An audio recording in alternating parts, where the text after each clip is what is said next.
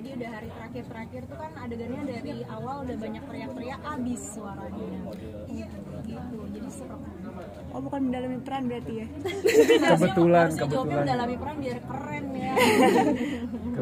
Kak Titi tadi katanya sempat belajar bahasa Wonosobo ya? Bener. Itu berapa lama belajarnya? Atau sempat ada workshop nggak? Iya, workshopnya kita 3 minggu.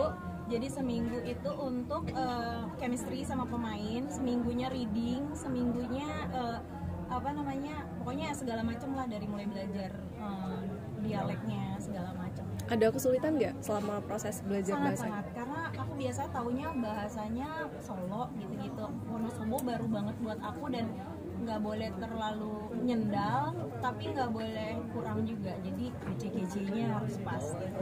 Apalagi kalau bahasa Wonosobo itu beda setengah jam dikit, dia logatnya beda, jadi aku harus hati-hati banget.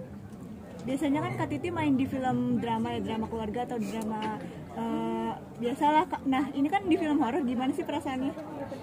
Tegang, deg-degan, excited juga. Semoga penonton bisa ikut suasana tegangnya, dan aku deg-degan juga sih, jujur sih, excited lah.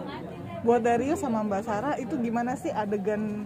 Kalau saya bilang Mbak Sarah jadi calon slasher keren banget gitu, koreografinya gitu antara dari Ninja Warrior dia. Kita latihannya ya gimana ya?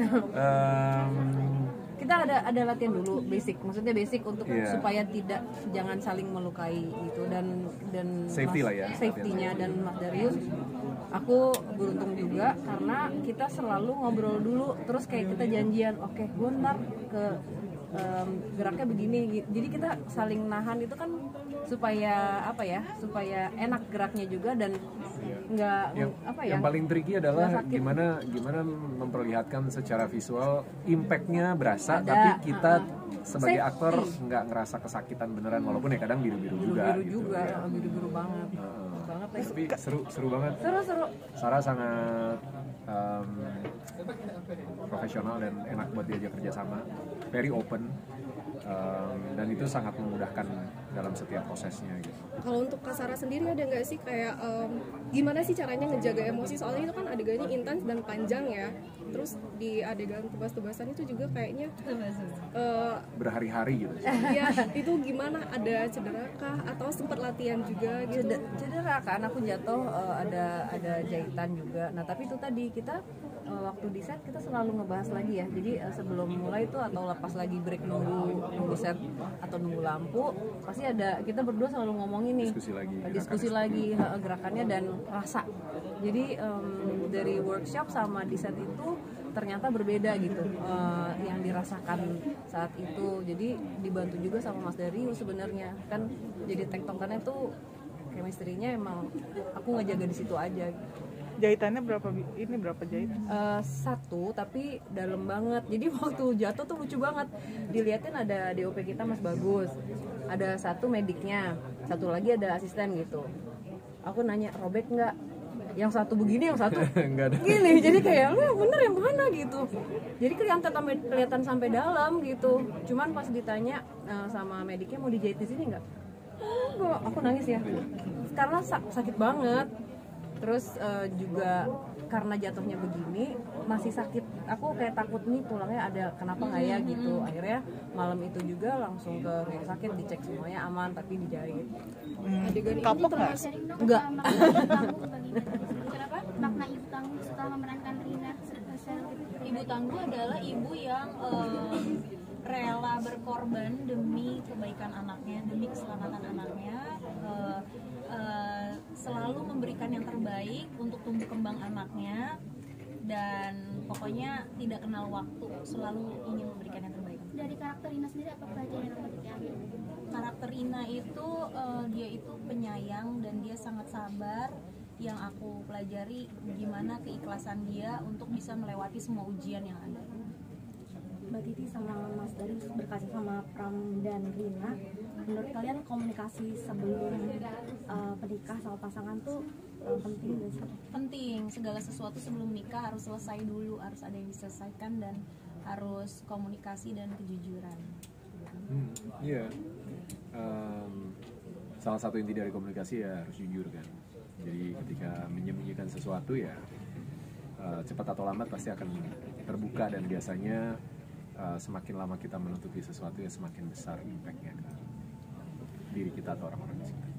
Ini kan filmnya dibilang horor yang sadis gitu, tapi buat kalian sendiri yang udah banyak main film ya horor gitu, apakah juga merasa ini yang emang paling sadis gitu atau yang paling serem kan? Yang tersadis.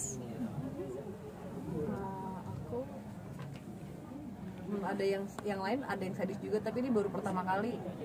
Pas mau gelar lagi gimana? Iya. Nonton aja deh. Iya, susah gue ngomong. Mawar nggak usah ikut ya sama. Sadis pokoknya ini sadis. Ya, sadis. Tapi dengan spektrum emosi yang lebih kompleks. Iya, dan mudah-mudahan apa itu? Enggak spoiler kan itu? Enggak. Tapi mudah-mudahan pesannya dari masing-masing tuh tersampaikan itu aja sih sebenarnya. Semua karakter membawa pesan masing-masing, semoga sampai ke penonton. Kak Sarah gimana responnya pas pertama kali ditawarin jadi karakter Mawar? Langsung mau, karena ya itu kan karakter yang berbeda lagi dari sebelumnya gitu, dan namanya Mawar lagi kan, logo dari Misteri Sarah itu kan Mawar gitu, jadi kayak ya pengen gitu, dan ya udah. Sebelum saya lupa kan di yang ada di produk sebelumnya itu dibilang sama Mas Fadi, dibilang bahwa penggambaran sosok itu kadang-kadang suka dikonsultasikan kepada Mbak Sarah, karena Mbak Sarah itu memang juga sering melihat gitu. Bagaimana dengan sosok yang di sini, apakah juga memang diserahkan langsung ke Jero semua atau ada masukan-masukan juga dari Mbak Sarah gitu? Ini purely semuanya dari Jero. Jadi udah oke banget ya, dan ternyata kan juga dia bilang sama persis seperti apa yang dia lihat. Jadi si kakek-kakek misterius itu beneran, jadi emang ada. Jadi keluarganya Jero yang melihat sendiri sosok kakek-kakek, dan menurut dia apa yang ada di film ini persis sama seperti apa yang dilihat. Jadi Mas Tommy bisa deliver dengan baik itu. Visualnya benar-benar sampai ke penonton juga iya, ya. Seperti itu. Siapakah kakek-kakek itu?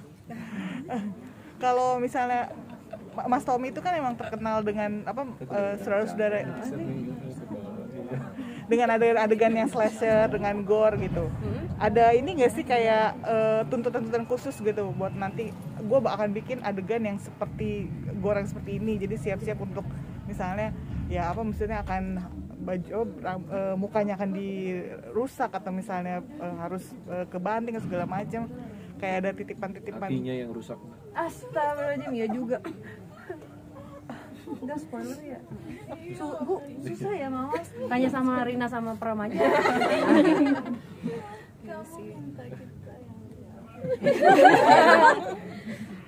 Kamu mau jawab kan? Kamu yang jawab deh. Ya itu bagian dari tuntutan kita sebagai aktor lah, memerankan apa yang memang jadi kitab sucinya kan skenario ya, apa yang memang udah ditulis ini skenario ya, bahkan kalau bisa kita kasih lebih lagi gitu, dan itu kan tercipta ketika kita diskusi sama lawan main, diskusi sama sutradara gitu, ada imajinasi baru yang kita bawa gitu, jadi the magic moment di sana justru ketika kita ada di sana. Kayaknya di luarannya kompak banget ya. Bercanda mulu kerjaannya, walaupun ini filmnya horor tapi di luar syuting bercanda. Tapi this is one of my favorite production kalau menurut aku, karena mereka menyenangkan dan apa ya, kayak enak, jadi nggak ditanya atau apa gitu mau diajak ngobrol di set. Jadi aku kasih mau lah dari diajak ngobrol Sarah Wijayanto. Penelusuran kali Mbak Sarah. Mbak Sarah penelusuran. Mau diajak penelusuran dia enggak? Nanti penelusuran. Makasih ya semuanya. Makasih ya. Bener, tadi kan disebut merecall kembali memori lama soal yang guguran gitu. Nah, mungkin setelah menyelesaikan adegan tersebut jadi ikut ke baper nggak sih? Baper banget karena ingat sebelum anak aku yang pertama, sedih. Jangan diingetin lagi. Iya, jangan diingetin Aku nangis loh. Kamu mau nangis. Oke guys, makasih ya. Makasih ya.